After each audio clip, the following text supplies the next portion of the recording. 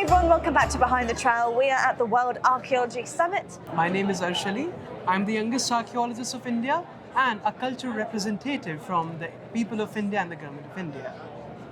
Now, so how does it feel to be in AlUla and see these archaeological marvels compared to the beauty that we have in India itself? Well, you see, the AlUla World Archaeology Summit is all based on the Vision 2030 of the government of Saudi Arabia. And India shares a very deep and cordial relations with Saudi Arabia since millennia. And we have a relationship that goes back to thousands of years, so encompassing religious identities, trade, communication, exchange, science and technology, as well as language and literature. So the summit itself is a testimony to the relationship between the two ancient civilizations of the world and how the relationship can go further. We know that in the G20 at New Delhi that was held very recently, we had the Delhi Declaration and the declaration for the India, Middle East and Europe Economic Corridor. So the summit itself will pave a way for a cultural corridor that will encompass 3 continents and Saudi Arabia at the center of that.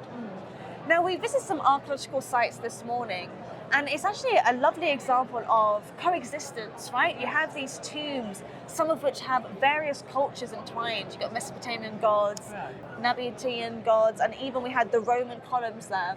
And you know, what you just said earlier about this connection, the trade, the interaction with each other, to see that in an archaeological setting, it's just fantastic, isn't it? Of course, and you know, it's something very interesting to see as an Indian because there are many links in languages and the way the people welcome you or the culture that you can connect with, you know, with the Indians and the Arabians.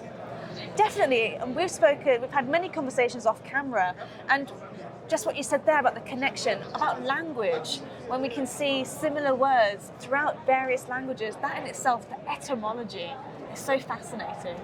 Of course, and even it goes to the history of food because many of the time, and also culture, you know, in India, wedding is incomplete without, applying henna or what we call mehendi.